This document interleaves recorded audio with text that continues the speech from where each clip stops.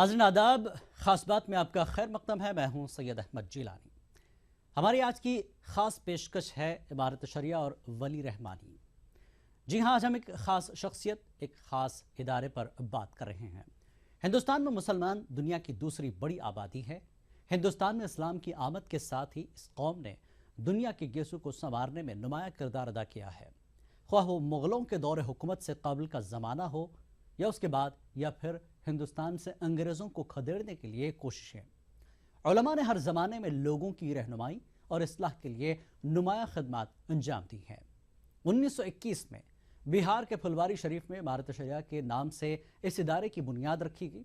इस इदारे की अव्वलीन बानियों में मौलाना अबुल कलाम आज़ाद, मौलाना अली मुंगेरी, मौलाना सैयद शाह बदरुद्दीन जैसे उलमा इकराम शामिल थे। हिंदुस्तान की रियासत बिहार, उड़ीसा और झारखंड जैसे इलाकों में जिस अंदाज से इस तंजीम ने अपनी खिदमात अंजाम दी है, उसे यकीनन तादेर याद रखा जाएगा। इन रियासतों के अलावा इमारत बंगाल, उड़ीसा और असम में भी अपने कामों को अंजाम दे रही है। आज़ादी के बाद जब पूरा हिंदुस्तान खाक और खून में तड़प रहा था, बहुत सारे मुसलमान पाकिस्तान का रुख कर चुके थे। ऐसे में माहौल में बिहार जैसे इलाकों में मुसलमानों के अंदर अज़्म व हिम्मत पैदा करने और उनके पांव को हिजरत से रोकने में भी इस तंजीम ने नुमाया किरदार अदा किया। आज इस तंजीम के तकरीबन 100 साल होने को है। ऐसे में तंजीम से जुड़े अफराद के लिए एक तज्जिया और मुहासबे की बात होगी कि उन्होंने क्या खोया और क्या पाया। आज के इस खास प्रोग्राम में हम इसी का जायजा लेने की कोशिश करेंगे। तो आइए देखते हैं खास बात में हफ्ते की ये बड़ी खबर।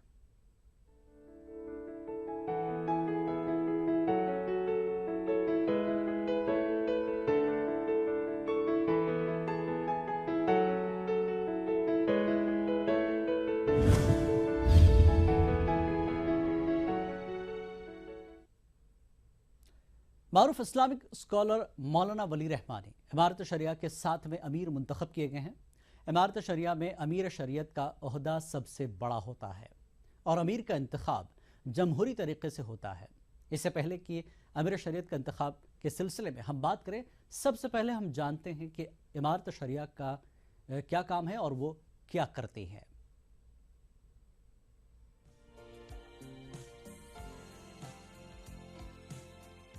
अंग्रेजों के दौरे हुकूमत में जब पूरे मुल्क में बेचैनी का माहौल था, तब मौलाना अबुल कलाम आज़ाद और उस वक्त के बड़े उलमा ने पटना के फुलवारी शरीफ में इमारत शरिया की बुनियाद डाली।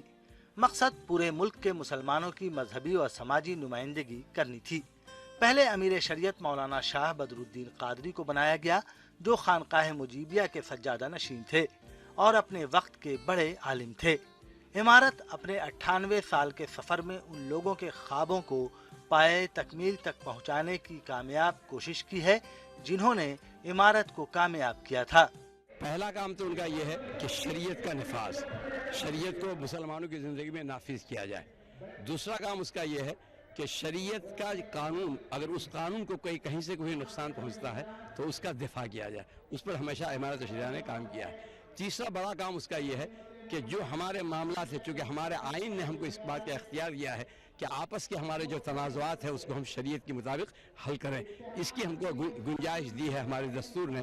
तो आर्बिट्रेशन एक्ट के तहत हम इस मामले को ले जाते हैं दारुल क़ज़ा में, और दारुल क़ज़ा में हम इस मसले को हल करते हैं। और मुझे खुशी है कि इमारत शरिया ने 2500 से ज़्यादा मुकदमात को इस सिलसिले में फैसला किया है।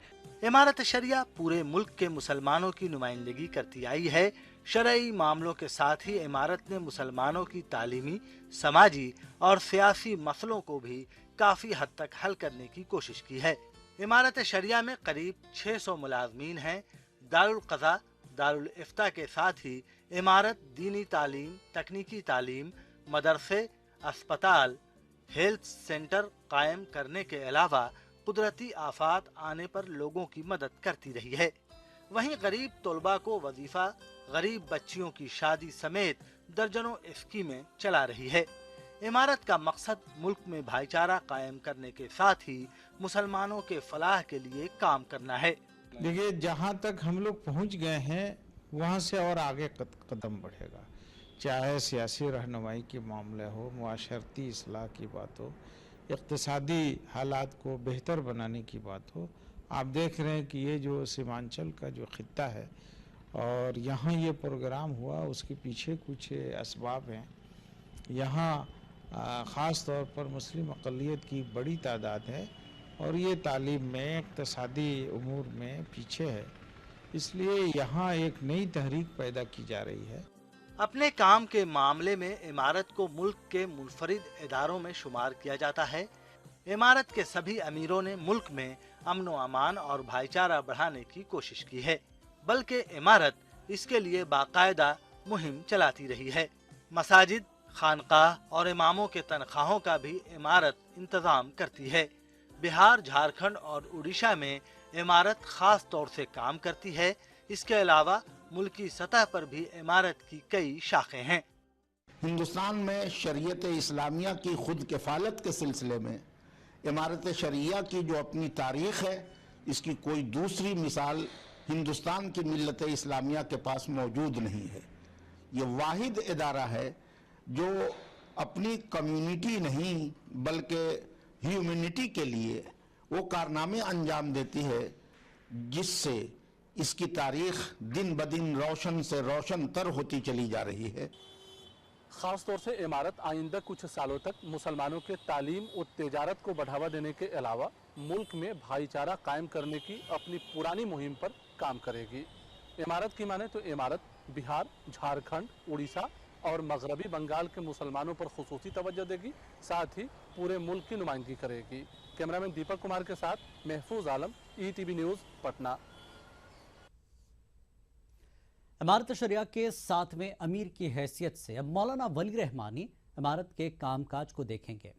ولی رحمانی کا انتخاب بہار کے ارریہ ضلع میں ہوا، جہاں ایک شاندار تقریب کا انعقاد کیا گیا تھا۔ اس تقریب کے دوران ہزاروں لوگوں کی موجودگی میں مولانا رحمانی کو عمارت شریعہ کی ذمہ داری سونپی گئی تھی۔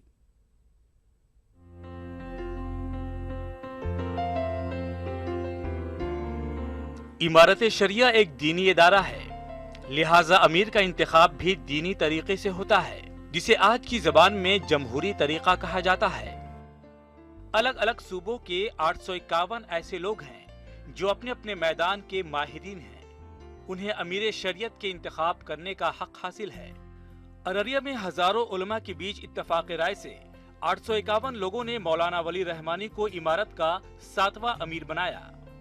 اس موقع پر لوگوں نے جہاں نئے امیر کو مبارکباد دی، وہیں موجودہ وقت میں عمارت کی ذمہ داریوں کو کافی بڑا بتاتے ہوئے مزید سنجیدگی سے کام کرنے کا مطالبہ کیا۔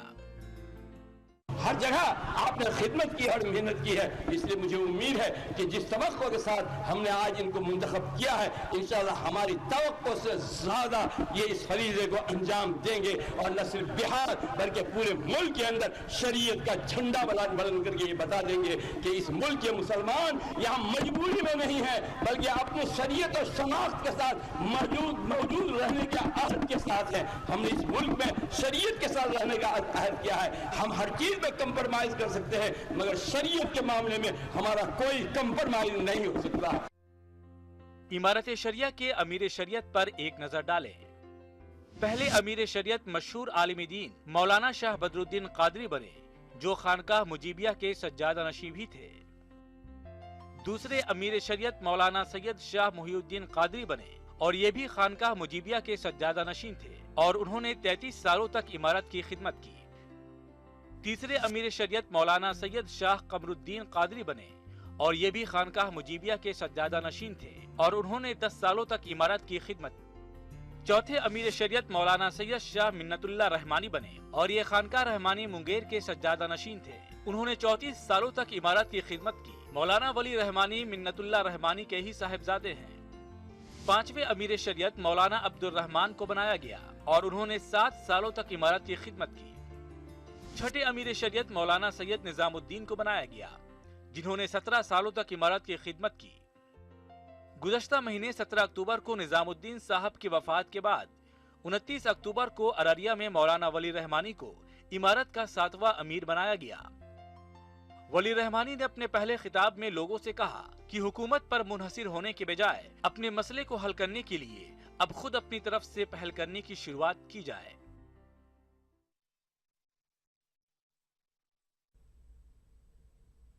ہماری یہ خصوصی پیشکش جاری رہے گی ایک بریک کے بعد۔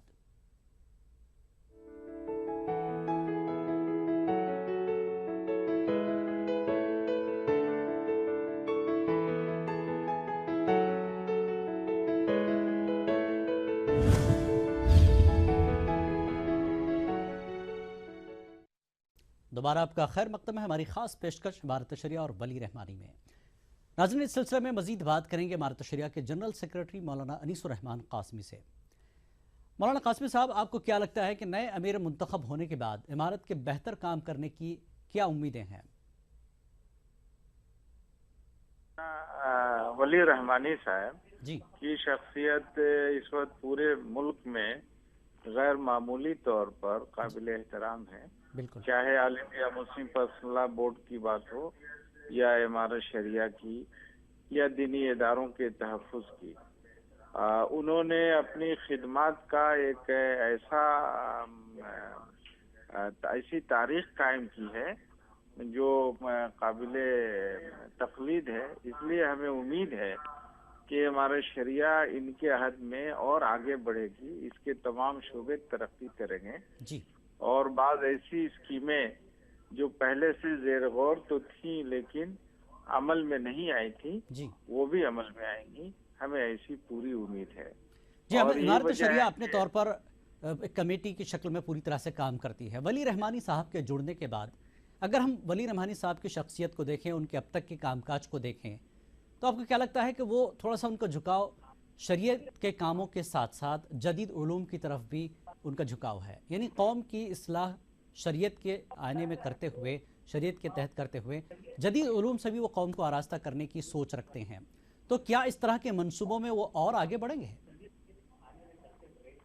देखिए, जो मंसूबे हैं सियासत में बहुत पहले वो थे, लेकिन इधर तो हम समझते हैं कि 15 सालों से ज्यादा अरसा हुआ जी। बल्कि 20-25 साल हो गए जब से उन्होंने सियासत से अपने आप को सरगर्म सियासत से अलग किया।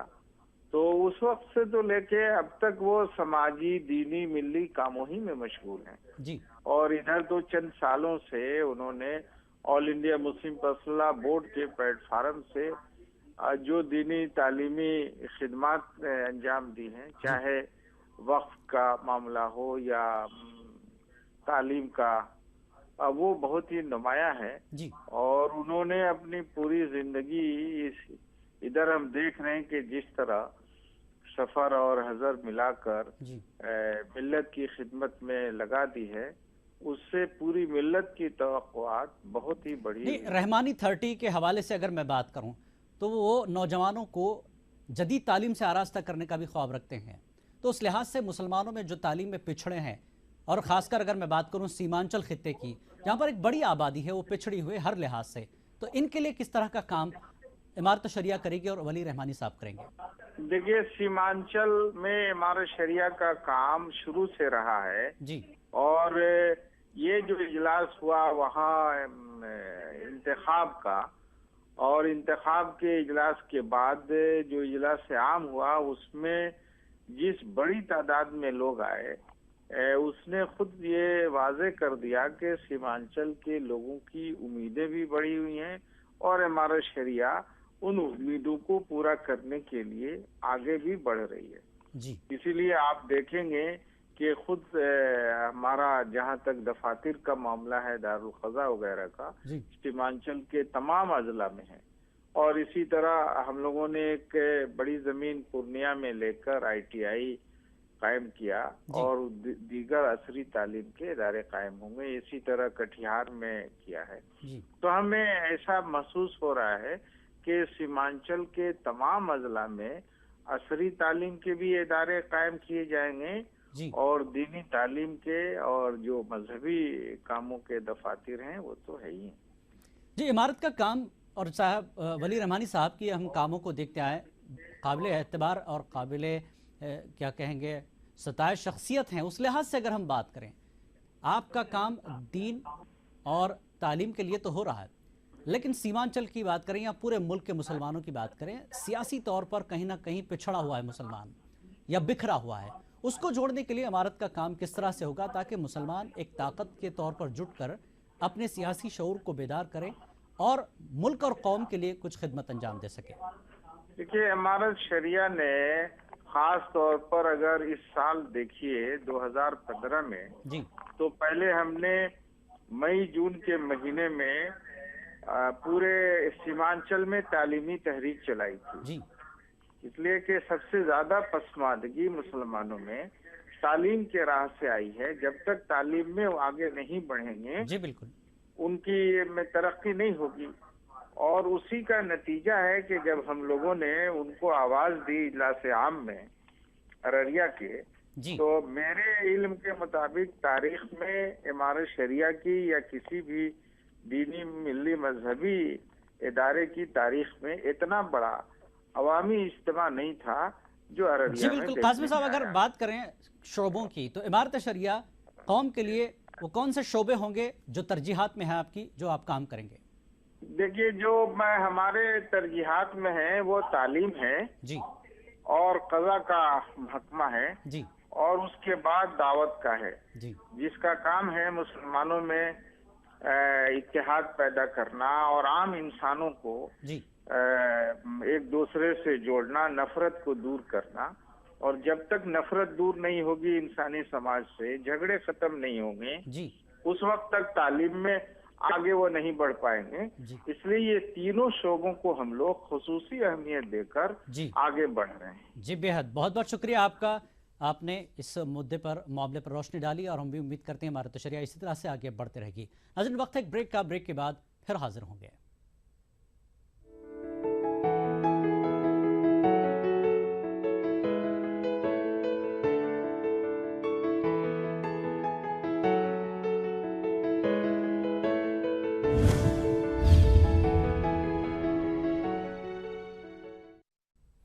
دوبارہ آپ کا خیر مقدم ہے. آگے بڑھتے ہیں. امارت شریعہ کی جانب سے امیر کے انتخاب کے سلسلے میں ارریہ میں پروگرام منعقد کرنے کا سب سے بڑا مقصد تھا. دراصل ارریہ سیمانچل کے ان چاروں اضلاع میں سے ایک ہے جہاں مسلمانوں کی کثیر آبادی ہے، لیکن اس آبادی کا بڑا حصہ تعلیمی، سماجی اور اقتصادی اعتبار سے آخری حاشیے پر کھڑا ہے. امارت کی جانب سے ارریہ میں منعقدہ پروگرام سیمانچل کے مسئلے پر حکومت اور سماج کو سنجیدہ پیش رفت کرنے کی بھی وکالت میں پروگرام کیا گیا.